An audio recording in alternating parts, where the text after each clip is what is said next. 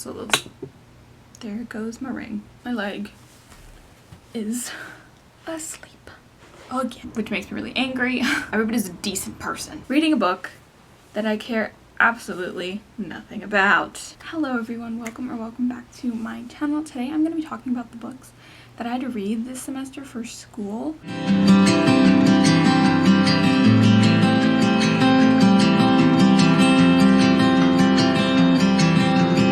There are quite a few of them on this list. Hopefully I can go through them relatively quickly. So this semester was spring 2021, and it was the first semester that I was able to take like real English classes. Yeah, so it was really exciting. I was able to take like all English classes like specific to things that I wanted to learn about, as opposed to taking gen ed classes that I had to do. So yes, that's that. So I've split this video into two parts, and it's going to be the two classes that I'm talking about. I took 4 classes this semester, but the other 2 were a creative writing class and a linguistics class, and these 2 were like English literature specific classes. So there goes my ring. Wow. Okay. So those are going to be the 2 that I'm going to be talking about specifically. So the first class that I want to talk about is my neurodiversity in young adult / children's literature class that I took. Now there's 6 books on this list. However, we did read articles. We read a few short stories, which I'm not including. The articles I'm not including. And every week we had at least one picture book that we also looked at.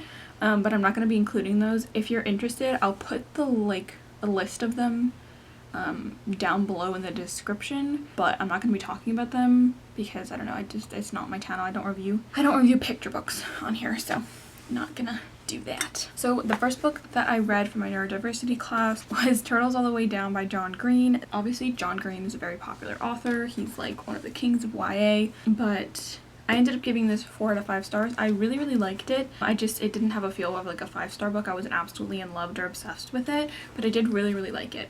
So this follows Eliza, and Eliza has OCD and anxiety, and the book shows her struggles. However, the overarching like plot of this book is that at the very beginning, a billionaire goes missing, and Eliza ends up knowing the son of the billionaire. They were friends when they were kids, and there's a $100,000 reward if you can find the billionaire. So her and her best friend Daisy are like very intrigued, and because they know Davis, that's his name, they're like, maybe we'll be able to figure out what happened since we know him. So they end up trying to figure out where the billionaire is, like what happened, and all of this.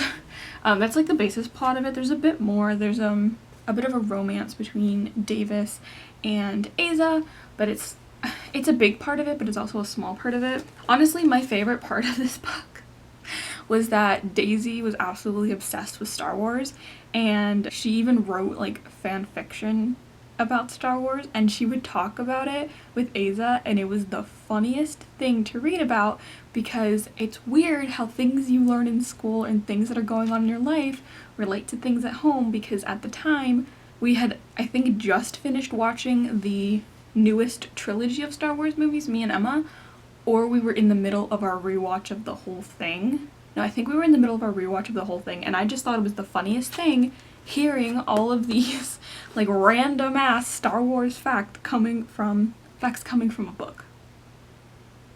I thought it was really funny. So yes, that was the first book that I read. Like I said, I gave this 4 out of 5 stars. Also, like, note, most of my ratings are how much I enjoy a book. There could be certain things that are problematic and like educational and like, you know, a deeper meaning that I didn't enjoy, so that causes my rating to go down, but for the most part it's about how much I enjoyed the books. So do with that what you will. Okay, so the next book was Forget Me Not by Ellie Terry. This is a verse book. So it's written partly in verse and partly in prose, because it follows 2 different perspectives, and parts from Calliope's perspective are in verse, and the parts from Jinsung, that's the other boy's name who like she befriends. So his chapters are in prose, and I think that's an interesting stylistic choice, in the sense of like kind of challenging what is normal, because normally books are written in prose, not in verse, and verse is like typically ostracized or like once in a blue moon. Like most people don't write a book in poetry in like the sense of like it's an overarching story, but it's being told in various poems. So I think it's also a commentary on the fact that, you know, neurodiversity isn't viewed as typical, but normal, like somebody with no neurodiversity is viewed as typical. So it's a interesting thing with even a stylistic choice about talking about this. So this follows our main character Callie, and Callie and her mom are always moving around. Her mom tries, but her mom also doesn't really get it, but like her mom has a lot of boyfriends, and whenever her mom either breaks up with a boyfriend or something happens, they end up moving. And so Callie is always used to, you know, picking up and saying, oh, we're moving to the next town. Callie also has, I know she has Tourette, and I believe she has OCD as well. She has OCD, anxiety, and then she also has Tourette's. I really liked this book. I ended up giving this book 4.5 out of 5 stars. I absolutely loved it, loved the message at the end.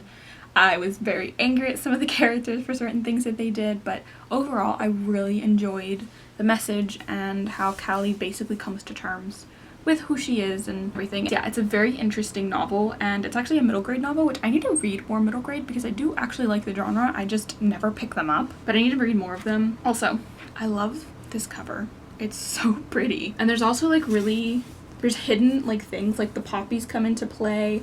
There's little lanterns because Jinsong is Chinese and they celebrate Chinese New Year in this, and it's a really cute story of her, and she becomes friends with Jinsong, but it's really complicated because Jinsong is like a popular kid at the school and he's friends with her outside of school, but whenever they're in school he ignores her. Some of the kids bully her and he doesn't do anything, which makes me really angry.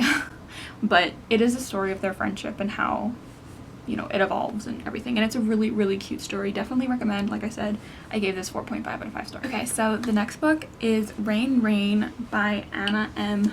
Martin. I ended up giving this 3 out of 5 stars. I thought it was okay, but I wasn't engaged. You know, the representation was okay, but it was weird because her neurodiversity wasn't like the front thing in this book. But basically Rose, that's our main character's name, she is autistic, and with her autism she hyperfixates on things, and her thing is homonyms. She's absolutely obsessed with homonyms. She's constantly trying to find them. She has a categorized list, and she has like very specific ways of doing things. She has a dog, and then she named her dog Rain, like rain as in like the weather, because it was a homonym with rain, like raining. But yeah, basically what happens is she lives with her dad in like a secluded, I think it's a trailer, and there is a really, really bad storm that happens one day, and her dad lets Rain out in the storm because the dog needed to go to the bathroom but didn't watch her when she was out there, and Rain gets lost.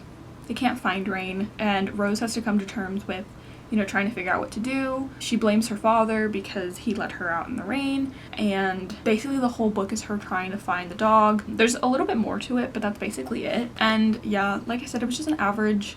This is also middle grade because I believe she's 12 or 11, and yeah, I mean, I enjoyed it, but that's pretty much all I can really say about it. You know, I was no loving it. I just liked it. So like I said, I gave this one 3 out of 5 stars. The next book that I had to read for class was Pet by, I literally looked up how to say their name and I don't remember how to say their name, but their last name is Azemi.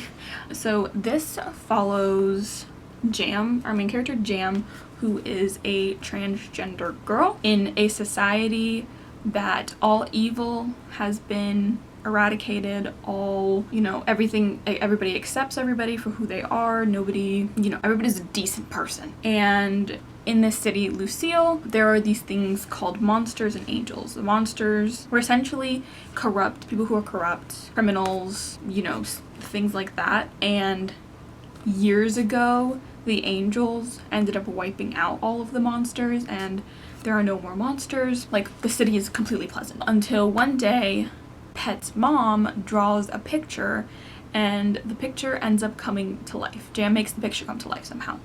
And it is a monster. Its name's Pet, and he doesn't like being called a monster, but he is what you would typically consider like a monster. And he says that there is a monster living in her best friend Redemption's house, and that his job, he's been summoned because he needs to find the monster and get rid of them. And the story kind of goes on from there in terms of her coming to terms with the fact that like the monsters are not all gone, and how the city, you know, even though they would like to tell the citizens that everything is hunky-dory, it's not always hunky-dory. Jam is, not only is she a transgender girl, she has a hearing impediment. So one thing that this book does really well is that when you're reading it, it has a mixture of speaking between minds, sign language, and then actually verbally speaking. And it's really interesting that in the society, like, her parents sign to her, her best friend signs to her, she will talk aloud sometimes to her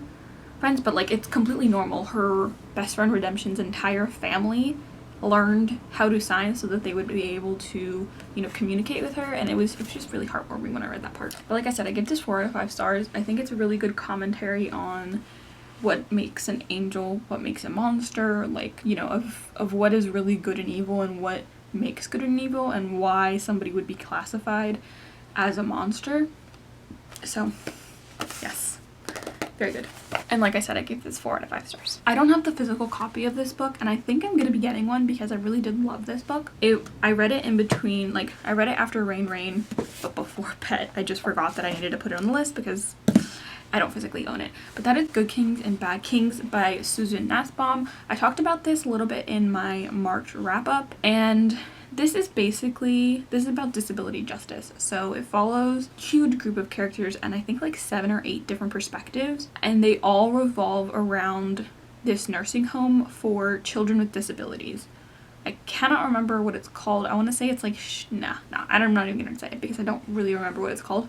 But in this facility, you know, they have children from ages, I want to say like 8 or 9 up to a 22-year-old. And it's an interesting commentary on at what point, like, are you considered an adult because, you know, they have disabilities, and the kid who is 22 years old, they still consider him a child because his mental capacity isn't what a normal 22-year-old would be. But it's mostly a commentary on how the system is horrible. The caretakers in this facility are not always the best. Most of the time they're not good. Horrible things have happened to these kids, and it's a really good book to read about disability justice and disability in general, and how a lot of times if you're not disabled, don't know somebody who's disabled or anything like that, it goes under your radar because you don't realize how bad the situation of these people are. And it's a really good commentary on that. Like, I gave it 4 out of 5 stars, absolutely loved it. If you want more in-depth thoughts, go to my March wrap-up. I definitely summarize it and give my thoughts much better over there. Okay, so after we read Pet, the last book that I read for my neurodiversity in young adult literature class is Eliza and Her Monsters. I absolutely loved this book. You can tell from the tabs.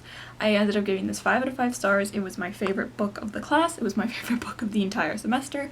I absolutely loved this book. I will say that in the last about 50 pages, I considered dropping my rating from a 5 to a 4.5 because of a mention, and trigger warning, there is a mention of suicide in this book.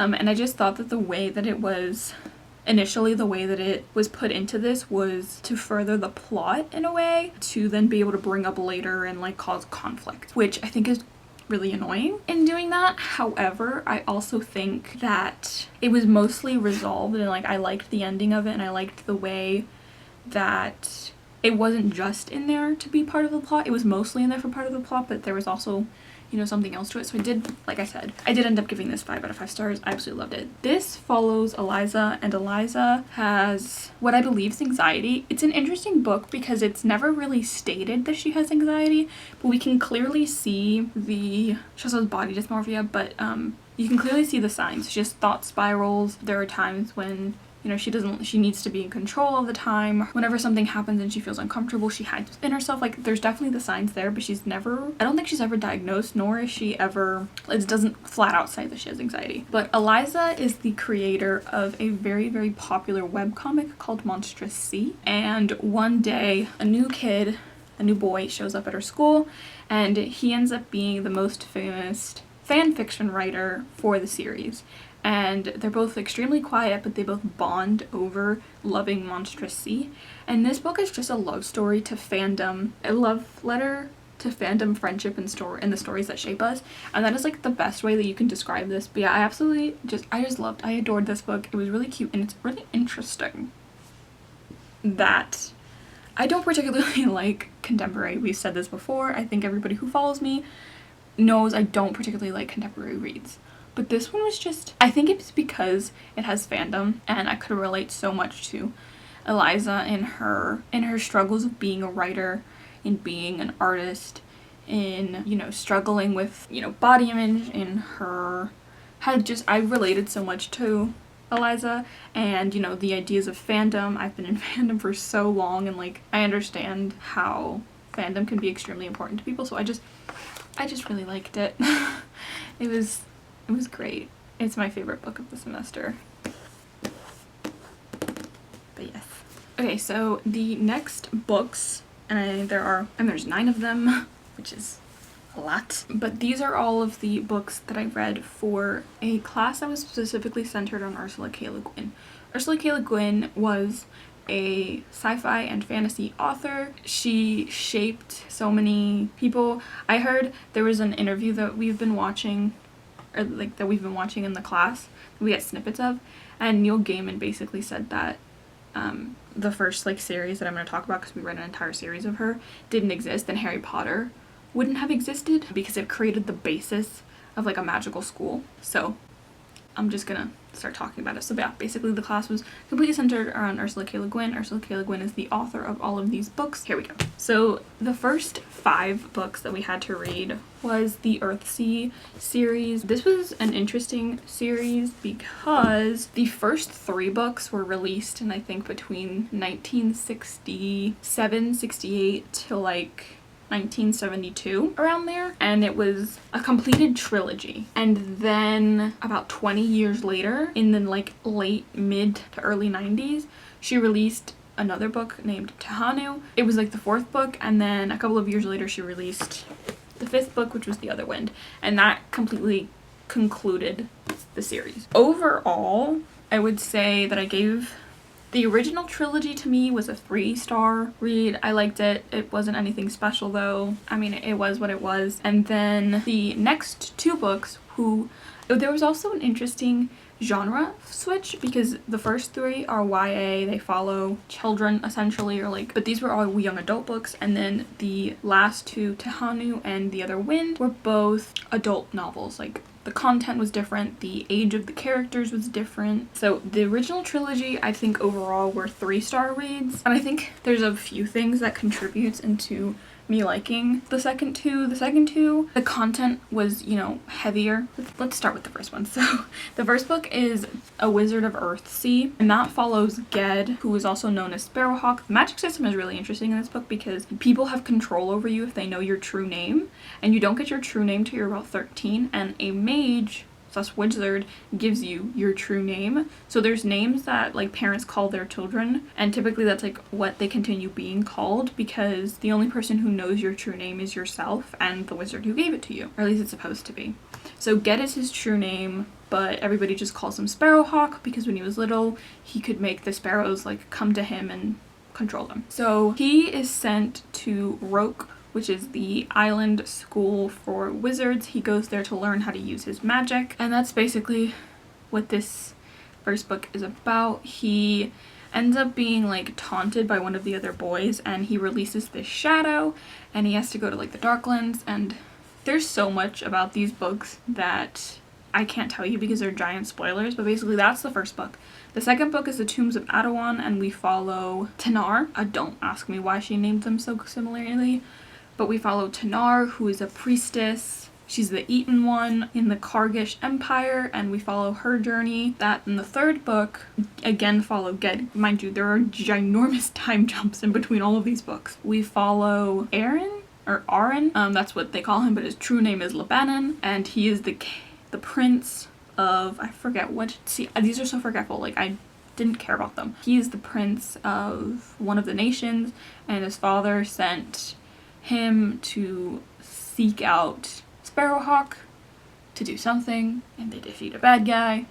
and things like that. So then Tehanu is set a little bit after the end of The Farthest Shore, that's the third book. And Tehanu follows Tanar and a girl that she has adopted who she doesn't name her Tanar, or she doesn't name her Tehanu, but Tehanu is her actual name. And we follow her. I just loved their storyline. And then the fifth book is basically a culmination of all of them coming together and beating a bad guy. But yeah, overall I just say this series is a 3-star read. I don't particularly care about it. I didn't particularly like it.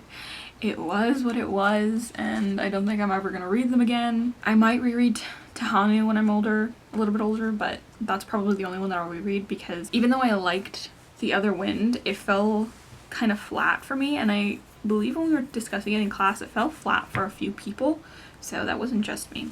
But yes, those were the first 5 books that I had to read for this class. They were all fantasy, and like I said, overall 3-star reads. So then after I read The Left Hand of Darkness, which I DNF'd.